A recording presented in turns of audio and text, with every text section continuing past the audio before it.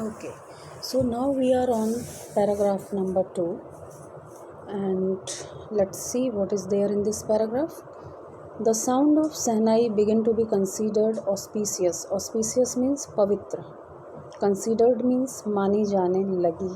I am telling you the words meaning wherever I think it is difficult, except that there are words meaning in right hand side also. As you can see, I will also make some sign for them here. You can see the words meaning. You can write them in your copy. Okay, first page there should be words meaning, except that wherever you see that the words are difficult. इसके अलावा अगर आपको कहीं लगता है कि words काफ़ी difficult है तो you can write them as well in your notebook. आप उन्हें भी अपनी नोटबुक में लिख सकते हैं क्योंकि they are essential for you. Okay, so let's see what is there in para 2. The sound of shehnai began to be considered auspicious. शहनाई की जो आवाज़ थी वो काफ़ी पवित्र मानी जाती थी. And for this reason it is still played in temples. यही कारण है कि आज भी मंदिरों में शहनाई बजती हुई दिख जाएगी. And is indispensable component of any North Indian wedding.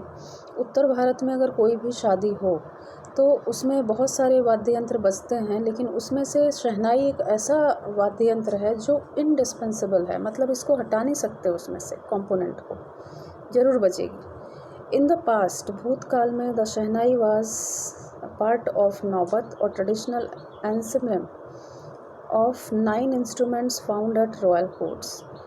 पुराने ज़माने में जैसा कि आपको पता होगा कि राजा के यहाँ 9 प्रकार के वाद्य यंत्र बजते थे. उनके राज दरबार में नवरत्न हुआ करते थे, उनमें से शहनाई भी एक हुआ करती थी. ये ट्रेडिशनल वाद्य यंत्र माना जाता था. 9 वाद्य यंत्रों में से एक शहनाई भी हुआ करती थी. अब आज के ज़माने में राजा नहीं है तो राजमहल में इसके बजने के चांस ख़त्म हो चुके हैं, लेकिन मंदिरों में और शादियों में आज भी शहनाई ज़रूर बजाई जाती है. Till recently it was used only in temples and weddings. आज ये मंदिरों में, शादियों में यूज़ की जाती है. The credit for bringing this instrument on to the classical stage goes to Ustad Bismillah Khan. इस इंस्ट्रूमेंट को पहले केवल शादी, मंदिर या राजमहल में ही बजाया जाता था, लेकिन उस्ताद बिस्मिल्लाह खान ने इसे क्लासिकल स्टेज में लाके पहुंचा दिया. क्लासिकल स्टेज मतलब कि जो हमारा शास्त्रीय संगीत है उसमें भी शहनाई को शामिल करने का अगर श्रेय किसी को जाता है तो वो उस्ताद बिस्मिल्लाह खान है. उन्होंने बहुत सारे राग में, जो कि शास्त्रीय संगीत की पहचान होते हैं, अनेक प्रकार के राग होते हैं, उन रागों में उन्होंने शहनाई को बजाया. As a 5-year-old Bismillah Khan played gilli danda near the pond in the ancient state of Dumraon in Bihar. Bihar में आपने एक राज्य का नाम सुना होगा, डुमरांव. वो उनका घर हुआ करता था और बिस्मिल्लाह खान एक तालाब के किनारे जब सिर्फ 5 साल के थे तो वहीं पे तालाब के किनारे वो गिल्ली डंडा खेला करते थे जैसे बाकी बच्चे खेलते हैं. He would regularly go to the nearby Bihari ji temple. और वो रेगुलरली बिहारी जी टेम्पल जो था, एक कृष्ण भगवान का मंदिर था, वहाँ पे उस मंदिर में वो जाया करते थे. To sing the Bhojpuri chaita. अपने इस इलाके में सभी लोग जानते हैं, चैता एक गीत होता है, चैत्र के महीने में गाते हैं. तो भोजपुरी चैता जो हुआ करता था उसको वो जाके उस मंदिर में गाया करते थे. At the end of which he would earn a big laddu weighing 1.25 kg. और जब शाम होती थी तो राजा इतने खुश होते थे कि उनको 1.25 किलो का लड्डू इनाम में दिया करते थे. A prize given by the local maharaja. जो लोकल महाराज थे वहाँ के, वो उन्हें 1.25 किलो का लड्डू इनाम में दिया करते थे. This happened 80 years ago. ये जब भी कहानी लिखी गई है उसके 80 साल पहले की ये बात है. And the little boy had travelled far, earn the highest civilian award in India, the Bharat Ratna. और ये बच्चा जिसने बचपन में 5 साल की उम्र में 1.25 किलो का लड्डू जीता था। आगे चल के यही बच्चा भारत का सबसे बड़ा सिविलियन अवार्ड जो होता है, जिसे हम भारत रत्न के नाम से जानते हैं, उसको वो जीत लेते हैं, उसको वो हासिल कर लेते हैं। बॉर्न ऑन 21 मार्च 1916, उनका जन्म 21 मार्च 1916 को हुआ था। Bismillah belong to a well known family of musicians from Bihar. Bihar के एक जाने माने संगीतज्ञ परिवार में उनका जन्म हुआ था। हिज ग्रैंडफादर रसूल बख्श खान, उनके जो दादाजी थे ग्रैंडफादर, उनका नाम था Rasool Bakhsh Khan, was the shehnai nawaz of Bhojpur king's court. वो राजा भोजपुर जो थे उनके कोर्ट में वो शहनाई नवाज थे, यानी वहाँ पे शहनाई बजाया करते थे। His father Paigambar Bakhsh and other paternal ancestors were also great shehnai players. इधर उनके पिताजी जिनका नाम था पैगंबर बख्श एंड दूसरे जो भी उनके पैटर्नल यानी पिताजी की तरफ से जो उनके चाचा थे या उनके परिवार के जो भी लोग थे, वो सभी शहनाई प्लेयर हुआ करते थे, यानी वो ख़ानदानी शहनाई प्लेयर ये लोग थे, किसी न किसी राजा के दरबार में बजाया करते थे। Now we are in para 5। The young boy took to music early in life. काफ़ी शुरुआत से ही इस छोटे से बच्चे ने म्यूज़िक को अपनी ज़िंदगी में अपना लिया था। At the age of 3 when his mother took him to maternal uncles house, जब वो 3 साल के थे तब उनकी माँ उन्हें पहली बार मैटरनल अंकल्स यानी मामा के घर वो लेके गई उन्हें, इन बनारस, जो कि बनारस में था। इनकी दादी का घर बिहार डुमरांव में था और इनकी नानी का घर बनारस में था। नाउ वाराणसी, आज इसे वाराणसी के नाम से भी जाना जाता है। Bismillah was fascinated watching his uncles practice the shehnai. जब उनके मामा प्रैक्टिस करते थे शहनाई बजाने का, तो बिस्मिल्लाह खान फैसिनेटेड हो जाते थे, मंत्रमुग्ध होकर वो उन्हें एकटक देखा करते थे। सून बिस्मिल्लाह स्टार्टेड अकम्पनिंग हिज अंकल, और जल्द ही एक छोटी सी शहनाई लेके बिस्मिल्लाह खान ने भी उनका साथ देना शुरू कर दिया। Ali Bakhsh in the Vishnu temple of Banaras where Bakhsh was employed to play the शहनाई।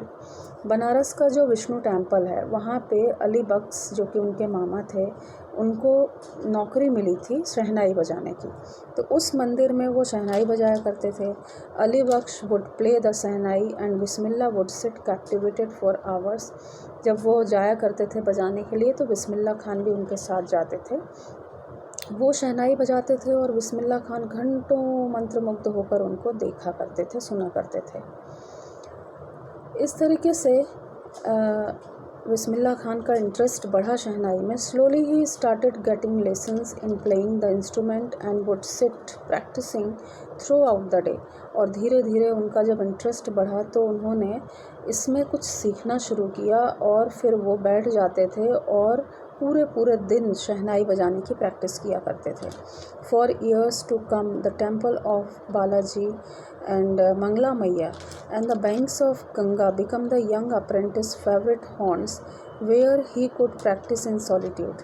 महीनों तक, सालों तक मंगला मैया का मंदिर, बालाजी मंदिर और गंगा जी का किनारा इस छोटे अप्रेंटिस यानी ट्रेनीज़ के लिए एक फेवरेट प्लेस बन गया था, जहां वो शांतिपूर्वक अपनी शहनाई की प्रैक्टिस किया करते थे। The flowing waters of the Ganga inspired him to improvise and invent ragas and were earlier considered to be beyond the range of the shehnai. और धीरे धीरे जो गंगा जी का जो पानी, जो उसमें लहरें उठती थी, उन लहरों को देखकर वो अपने शहनाई के राग को चेंज किया करते थे।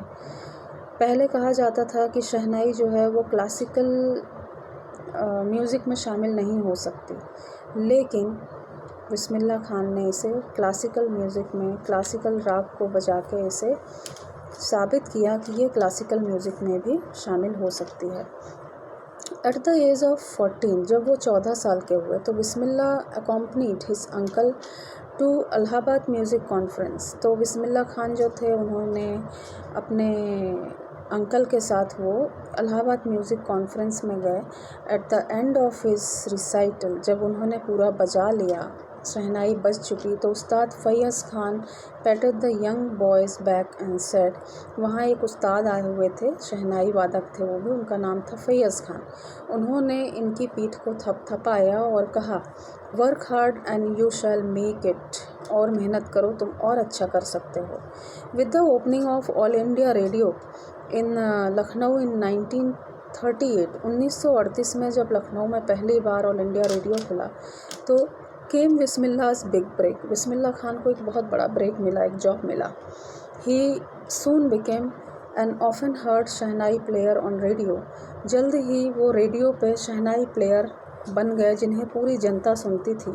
विविध भारती नाम का प्रोग्राम आता था उस समय, और उस प्रोग्राम के शुरू होने से पहले कम से कम 10-15 मिनट तक शहनाई बजती थी, और वो शहनाई कोई और नहीं, बिस्मिल्लाह खान बजाते थे।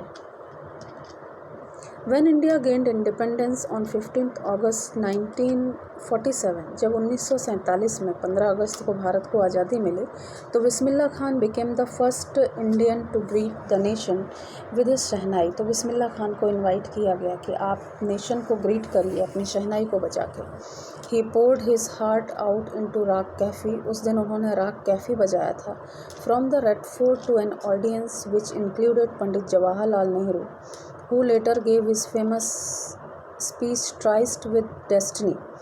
और जब उन्हें मौका मिला तो उन्होंने राग कैफ़ी बजाया रेड फोर्ट से, लाल किले पे दिल्ली में, और ऑडियंस थी, काफ़ी लोग आए थे सुनने के लिए, जिनमें पंडित जवाहरलाल नेहरू भी थे, और ये एक ऐतिहासिक घटना थी।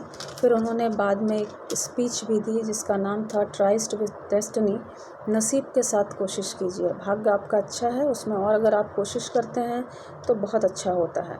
बिस्मिल्लाह Khan has given many memorable performance both in India and abroad. Bismillah Khan ने अपने देश में विदेशों में बहुत सारी performance the.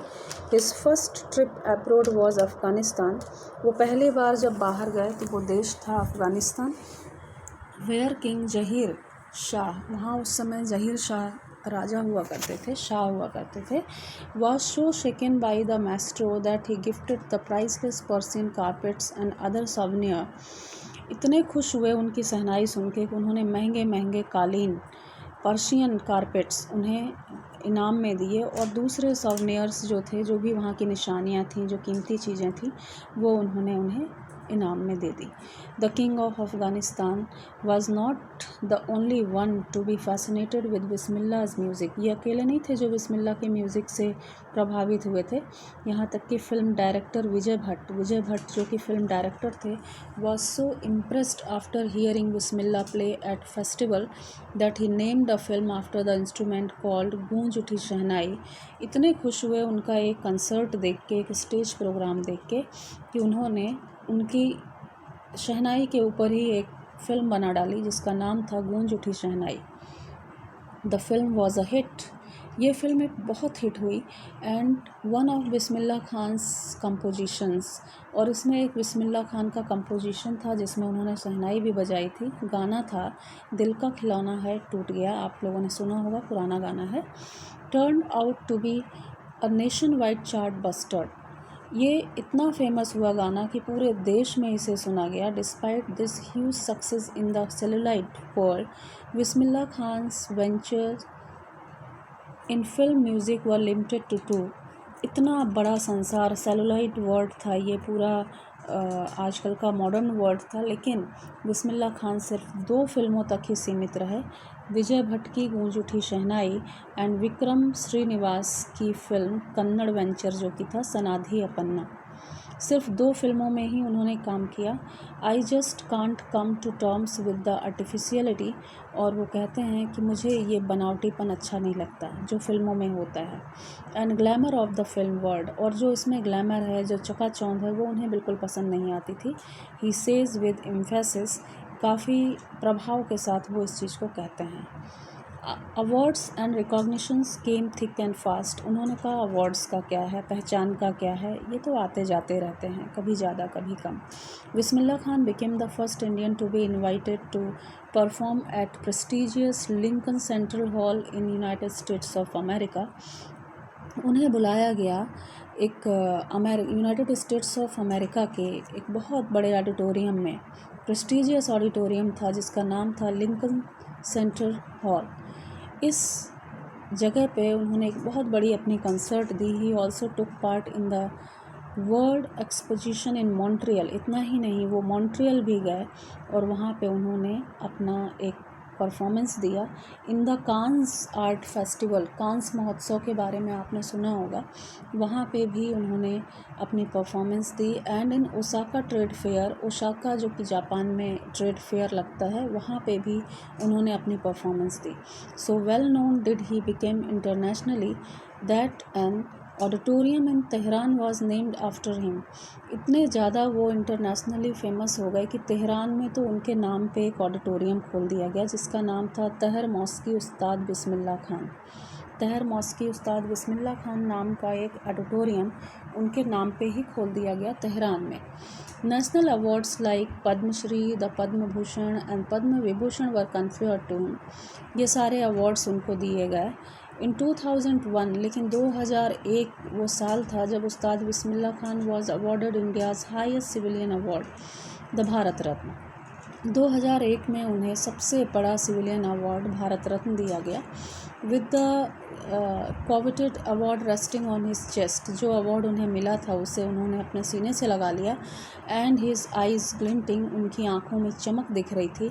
With rare happiness he said, जो इससे पहले खुशी कभी नहीं दिखी थी, ऐसी खुशी और चमक उनकी आंखों में दिख रही थी। और उन्होंने कहा, all I would like to say, मैं केवल एक ही चीज़ कहना चाहता हूँ, टीच योर चिल्ड्रन म्यूज़िक, अपने बच्चों को म्यूज़िक सिखाइए। This is the Hindustan's richest tradition, even the west is now coming to learn our music. आज हिंदुस्तान की ये रिचेस्ट ट्रेडिशन है, एक बहुत ही बड़ी विरासत में हिंदुस्तान को मिला है ये म्यूज़िक। यहाँ तक कि आज वेस्ट से, पश्चिम से लोग आ रहे हैं सीखने के लिए, इसलिए अपने बच्चों को म्यूज़िक सिखाइए। In spite of having travelled all over the world, वैसे तो वो पूरे संसार में घूमे। Khan sahab is as he is fondly called, बड़े प्यार से लोग उन्हें खान साहब कहा करते थे। उन्होंने is exceedingly fond of Banaras, Banaras के बड़े शौकीन थे। एंड डुमरांव, और डुमरांव के भी बड़े शौकीन थे।